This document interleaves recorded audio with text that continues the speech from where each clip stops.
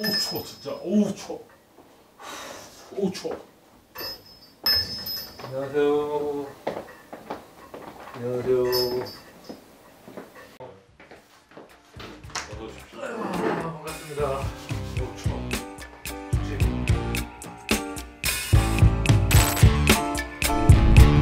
불판 빌려주는데 몇 찍었어? I'm overheated, can hardly sleep at night. 안녕하세요. 안녕하세요. 반갑습니다. 반갑습니다. 네. 오늘 어떻게 오셨죠? 오라 그래서 왔습니다. 네. 우리가 모인 이유는 우리나라에서 일어나고 있는 여러 가지 도시 재생에 대해서 유튜브로 제작을 한번 해보려고 의기투합을 했습니다. 맞죠? 네. 네. 네. 맞습니다. 덧붙일 게 있나요? 뭐 도시재생뿐만 아니라 다른 것도 얘기할 수도 있고. 네. 그치 뭐. 그런데 누구시죠? 안녕하세요. 저는 지역도시 건축사 사무소 리플랫폼의 대표 유승호라고 합니다. 반갑습니다.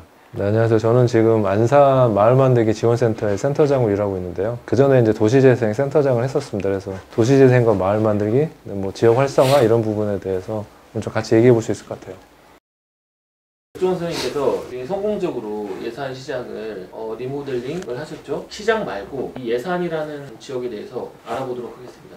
자, 유승호 대표님. 네. 예산은 충청남도 예산군이고요. 현재 인구가 약 7만 9천 명 정도 되고 있는데 계속 인구가 감소하고 있는 도시여가지고 1960년대부터 시작해서 지금까지 한 50여 년 동안 지금이 제일 인구가 적은 시기입니다. 1966년에는 약 17만 명이 넘었었어요. 17만 6천 명까지 갔었고, 그리고 이제 계속 그렇게 감소하다가 2015년에 약 8만 3천 명, 그리고 지금 7만 9천 명까지 떨어졌고요. 도시가 흥망성쇠를 하는 게 항상 있기 마련인데 2013년에 충청남도 도청이 예산 옆에 있는 홍성군으로 오면서 이제 우리 도시도 좀 좋아질까라고 많이 생각들을 하셨을 것 같은데 내포 신도시가 생기면서 충청남도 도청이 이전을 했었습니다. 근데 예산의 인구는 오히려 빠져나가고 홍성군의 인구는 많이 늘어났는데 홍성군과 인접한 삽교읍 쪽만 인구가 좀 늘어나고 예산군 전체는 인구가 감소하고 있어요.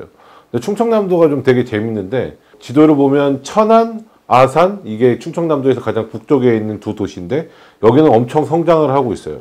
두 도시를 합치면 인구가 약 지금 100만까지 가고 그 옆에 있는 당진, 그래서 천안, 아산, 당진까지는 인구가 증가하고 있는데 나머지 도시들은 인구가 감소하고 있어요. 홍성 빼고요. 그래서 그 밑에 있는 여러 가지 뭐 예산이나 부여, 청양 이런 데들은 인구가 되게 감소하고 있는데 그 예산도 그 중에 대표적인 도시 중에 하나입니다. 인구 규모라는 거는 결국은 재정자립도하고도 연결이 돼가지고 이제 각 지자체가 재정자립도 비율이 어떻게 되느냐가 되게 중요한데 인구가 많은 아산, 천안은 재정자립도가 30%가 넘어서 양호한 편에 드는데 예산군 같은 경우는 부여, 청양에 의해서 밑에서 세 번째입니다. 그만큼 이제 지자체가 많이 힘도 없고 자립적으로 나아갈 수 있는 여력들이 많이 부족한 것들이 특징이고요. 예산군은 2읍 10면, 2개의 읍과 10개의 면이 있는데 그 중에서 예산읍이 인구 약 3만 명으로 제일 크고 그 다음이 삽교읍 이렇게 있습니다. 내포 신도시가 이제 가장 큰 영향을 주고 있는 것 같은데 예산군 전체적으로는 그 여러 가지 유명한 것들도 많이 있어요. 제일 유명한 건 사과죠, 사과. 예산 사과, 그 다음에 한우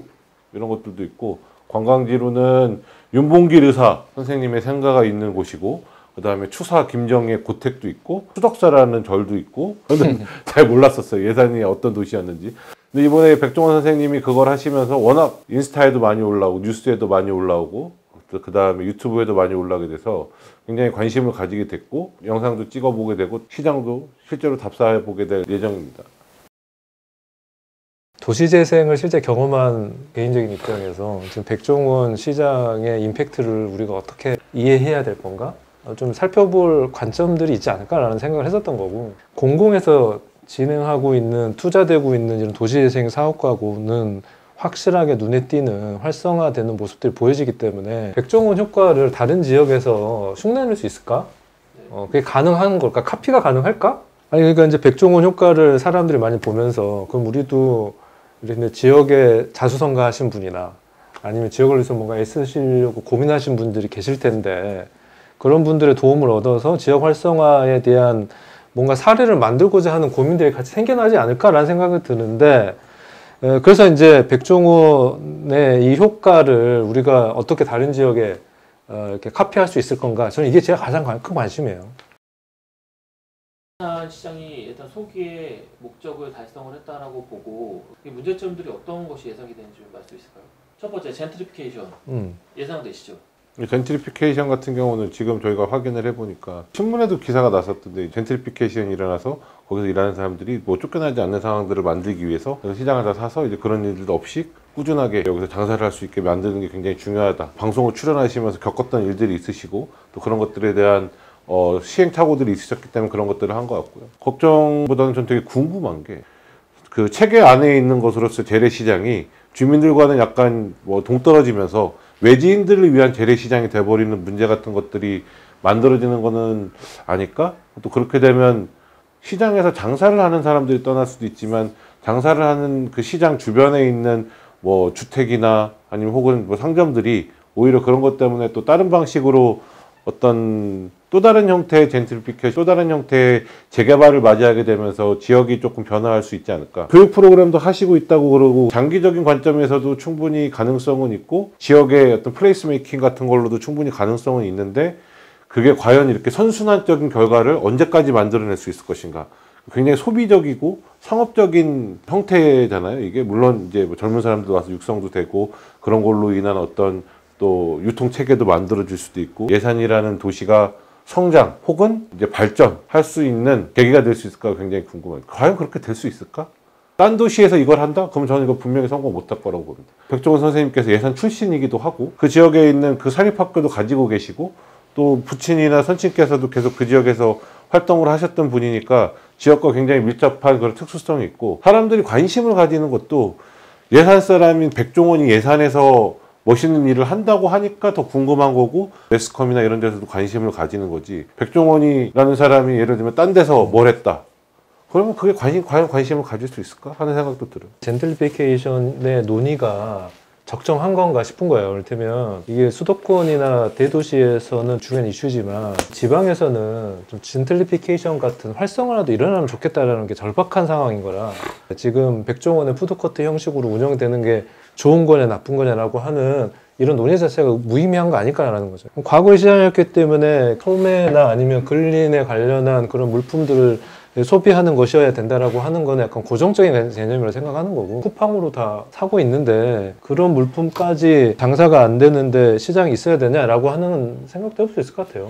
저희가 그 예산군이 어떻게 발전할 건가 그런 것들을 살펴보기 위해서는 이제 각 그 군에서는 중장기 발전 계획을 세워가지고 5년마다 이거를 세워가지고 어떤 하나의 비전으로 삼고 향후 5년 동안 어떻게 군을 발전시킬 것인가에 대한 그 논의를 하고 그걸 이제 추진해 나가는데 저희가 찾아봤을 때는 2015년 12월에 예산군 중장기 발전 계획이 홈페이지에 올라와 있어요. 가장 최근에 확인할 수 있는 건 이건데 되게 재밌는 게 뭐냐면 여기 우리가 스왓 분석이라고 하잖아요. 강점이 뭐고 약점이 뭐고 위험 요소가 뭔가 이런 걸 분석을 하는데 발전 계획에 보면 강점은 전통 시장에 대한 지속적인 투자를 하고 있다가 강점이고 약점은 전통 시장이 쇠퇴하고 있다. 투자는 계속하고 있는데 쇠퇴하고 있다. 똑같은 걸 가지고 동전의 양면을 하나는 강점이고 하나는 약점이라고 계획에서 중장기 발전 계획에서 얘기하고 있어서 어떻게 인식을 해야 되는 건가. 발전 계획이 좀 더 잘 세워지는 게 좋겠다라는 생각을 좀 해보게 되는 계기였습니다. 어떻게 보면 상권이라는 게 잘 형성이 잘 안 되고 있었던 거고 계속 취약한 상태였던 것 같아요.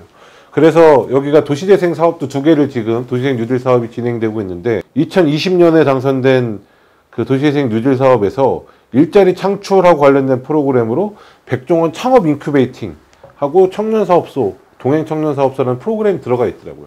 그래서 이런 것들의 연속선상에서 지금 예산 상설 시장하고 관련된 지금 일들이 일어나고 있는 건지 아니면 그것과 별개로 일어나고 있는 건지 그거는 저희도 되게 궁금한 부분이에요. 그래서 그런 거는 도시재생센터나 이런 데다 좀 확인을 해볼 필요도 좀 있을 것 같고 그 스토리가 분명히 있을 것 같은데 어떤 과정을 통해서 이제 이 일들이 진행이 되고 있는지 상설 시장에 대해서 관심을 가지시게 됐는지 이런 것들을